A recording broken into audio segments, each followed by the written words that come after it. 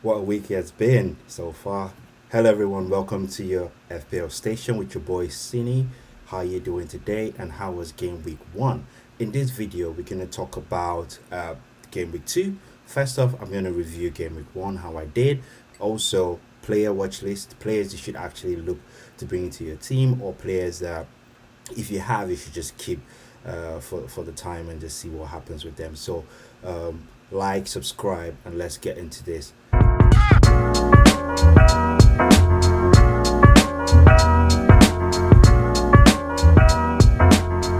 So I started off with a goalkeeper which was popular demand, and I just went with him. I just thought it'd be alright to just have him on, and that was Sanchez. Sanchez gave me 2 points. That's quite okay. I expected a clean sheet with Brighton, but it was just shocking that they let that goal in, but they came from behind to win the game. But that didn't count. They already conceded, and 2 points for me for Sanchez. Then onto my defenders. Boom, I went with 5 at the back, and this is something I had my reasons. I explained in my previous video. If you want to see my game with 1 team review, team selection, just at the top there, it's there for you to watch. So I gave my reasons for starting with the game. Start with a back 5, but I'm reverting to a back 4 for game week 2. So this is how we started. Trent gave me 6 points, solid performance. Cancelo against Spurs. I did expect Spurs to win that game, but they won it. Son did the damage, and that was good for them. Obviously, Tismikas. Tismikas. Oh yeah, that guy. Well, good performance. He put in a bit of crosses. He made some few errors. Didn't really cause any problem, but I think it was a bit wobbly. But yeah, solid 6 points, so nothing to complain about. Shaw, on the other hand, it was shocking to get that yellow card, and also Man United were outstanding, but for that goal that kind of took away the whole defensive points. So yeah, Profile the same thing, same as Shaw, but considered 2 goals against a very good Newcastle team, and well, it is what it is when you have 5 at the back. A single goal can just destroy the record, except you have a defender that actually scores. So yeah, that was it for me. Let's go on to my midfield. Boom. So this is where I got most of the points. I made the smart decision to start with Fernandez. I had a lot of doubts. I was a bit skeptical about starting him in my team, but I just thought, looking at the stats from last season, he was one of the best. It's like, if you want to take the non-penalty goals, if you watch Fernandez properly, you'd see that he's got a lot of goals from outside the box. He was one to actually take shots. He took over 3 shots per game in last season. So that's regardless of the penalties he actually scored. So looking at his stats are amazing regardless. So I just thought, why go against Fernandez? And he scored a hat-trick, and he was sublime against Leeds, and I'm looking to keep in my team and see what happens, because what I was doing is I was just going for the premium players to give me enough leeway to make transfers, just like placeholders for transfers, because I actually had Fernandez to switch him up for Lukaku, because I knew Lukaku's price point was going to be between 10.5 and 12, and it's come out at 11.5. So Fernandez would have come off my team as a 12 million player, and I was just taking out an attacker and replace with Lukaku and have like a maybe 7.5 million defender, which would have been fair enough. Then go to my attack here. Oh, sorry, Salah performed well.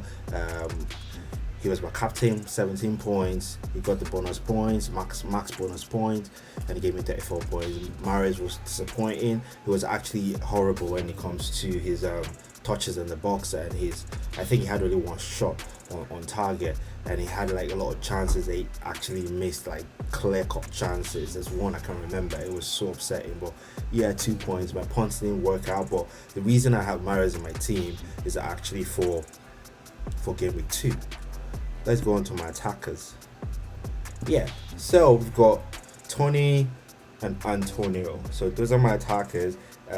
Tony got the match. So yeah, Tony was actually the man of the match for the game against Arsenal.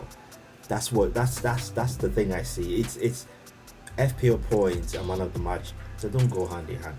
He actually played really well, but he didn't assist and he didn't score a goal, so he got 2 points. Story of my life. Man of the match, but 2 points. Then we got Antonio. Antonio was amazing. He started off a bit sloppy and he missed the penalty, and I was so upset, screaming at my TV, what the? But he made up for it with the goals and amazing 13 points. I was really appreciative of that. So altogether, this is my team. Then I'm going to show you my bench, and this is the sad part. I was trying to avoid a situation where I put value on my bench, and I fell for it again with my 5-3-2 formation. So let's see. I'll show you my bench. Check it out. We got Foster, obviously didn't play. Ben Rama, that's it. 12 points sat on my bench. This hindered me from hitting the top spots, the top points, the leader of my mini league. This stopped it, and it stopped me from hitting the 3 digits, man. That the 3 digits. That's everyone. A lot of people I saw were hitting 3 digits. This thing, Ben Rama on the bench. This strategy messed it up for me. So that's it. And let me tell you how many points I actually got at the end of the day. So here we go. Boom. 89 points, overall rank 1.28 million. Good start. I read somewhere that if you're 2.5 million in the first game week, you're good to go. I can remember last season, I think I done better than I did last season in my game week 1. My game week 1 last season was 79 points. And this is 89, so let's say it goes all well. But where everything went really bad last season was game week 2, 3, 4, where I was getting them 30s, 40 something. That's where it went rubbish, and we had to do the wild card in a bit. But I hope I'm not gonna have to do that now. Like I said, I told you I was gonna do a bit of player watch list. I just want to show you players that if you've got these players in your team, just leave them. Just leave them for 2-3 more games or so. And if you've not got these players in your team, watch them and look to bring them to your team. So just 2 players I'm actually looking at. So let's go into that now. So the first player is Rafinha. Rafinha of Leeds United. He's amazing. His XA, expected assist, is 0.11. Like I said, all stats per 90 minutes. So this is stats taken per 90 minutes. So in every 90 minutes, expected assist is 0.11. And the expected goal is 0.26. His expected goal involvement is 0.37. What really got me was his shot in the box, and this stats, the shot in the box stats was actually taken from last season. So last season per 90 minutes, he took 1.71. That's almost 2 shots in the box every game he played. So it's one to look at. You know this is a player that's actually going to take shots. So the possibility of this player scoring goals is very high. First off, his shots per match out of the box, everything together, of almost three shots per match. So if you're looking at this, you just see this is the kind of player, very, very involved in the attack, very up for taking shots in the box and outside the box. He's very, very good, and is one player that you should actually look to bring into your team. Let's say the start of the season, the games are a bit tough for Leeds, but it gets easier. So if you've not got Rafinha in your team, I urge you to put him in your watch list and look to bring him in to your team. His price point is 6.5, so that's actually really good for a player this good. So that's one.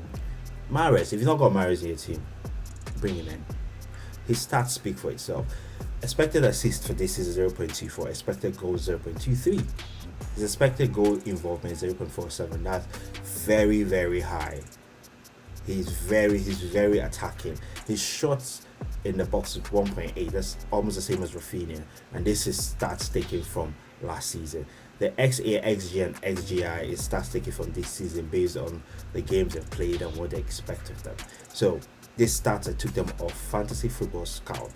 If you're not actually hooked on Fantasy Football Scout, you need to actually go there, because a lot of information, a lot of newsletters, team reveals, a lot of expected lineups and all of that. So just little tidbits that actually help you play better in FPL, make you a better manager. So I'd say hook up to them. The paid version of it actually offers you a lot more like stats and all of these things that I've gotten off them. So yeah, I'm a member and I'm gonna follow them this season properly. Like I said, eye test and stats data are what I'm going to be working with this season. So these are the two players I've said go watch them, and this is why I'm leaving Mahrez for the game against Norwich. I've got plans to take Mahrez out for game week 3 because I think I want to bring in Son for game week 3. So I think I'll allocate to captain Son, spilling the bean already. All my strategies, well, for free. So yeah, guys, thanks a lot for watching. Oh, sorry, before we go, let me just reveal my team. That's the whole point of this video. The whole point of this video is for me to reveal my team. Never mind the lighting is just crazy. It's just me using whatever I can to actually show my face a bit. It's dark. It's Friday evening. I think this is about, let's see the time, it's 8:49, and I just thought I'll just run this video as quickly as possible and use whatever light I had there to bring this video. So please do like, subscribe, help me get this video out to other people like-minded, or out to other FPL managers, people interested in FPL, people are interested in FPL content. And please do me a favor and leave a comment. Tell me what you like about the video. Tell me what your plans are for the next game week. Are you going to make transfers, or are you not going to make transfers? I don't look to make transfers, and I'll tell you why. So stay tuned. Let's go. So here we are. My team is called Ratatata FC. 89 points, like I said, 1.28 million at the moment. So for game week 2, I'm actually just going to leave my team the way it is. The only change to my team is I am going to put Kufal on the bench because Kufal face Leicester and they're going to play Leicester. Well, obviously play Leicester at home. So I'm not going to ignore the home crowd. This season is really amazing, and so far I have this feeling that the midfielders and attackers are really going at it with the whole home crowd backing them. So there's going to be a lot of goals, and that's why I'm going to have Kufal on the bench in case Leicester scores 2 or 3 goals. I'm really more interested in Ben Rama assisting or scoring a goal and Antonio scoring a goal. I want Antonio hat-trick. Well, that would be amazing. I'm expecting Tony to do big things against Crystal Palace. Crystal Palace is a bit shaky against Chelsea, and I don't think they're going to be any different against Brentford. Brentford will actually be very attacking. My video where I talked about the 3 best Brentford players to actually go for is over there. Check my channel. You see the video about Brentford players. I really love how they play, their style, what they stand for, and these 3 players I want to watch. Tony is one of them, and one of them also scored against Arsenal. Go check it out. So yeah, so that's it. So that's, I've got Tony there, and I believe Tony is going to score goals. Now he's got, like I said, he's got over 31 goals that season. He was actually he contributed to about 41 goals, 31 goals, 10 assists. He scored. He's the one that takes the penalties. He's very active in the box. He's very involved with the goals. So he wasn't involved last time.